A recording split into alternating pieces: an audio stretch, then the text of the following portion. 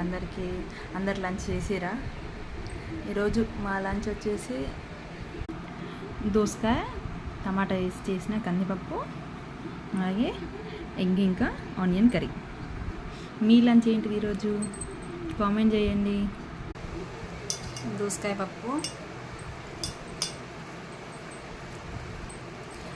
పప్పు రెసిపీ కావాలంటే కామెంట్ చేయండి. మా ఇంట్లో పప్పు మేము ఎక్కువ తింటాము.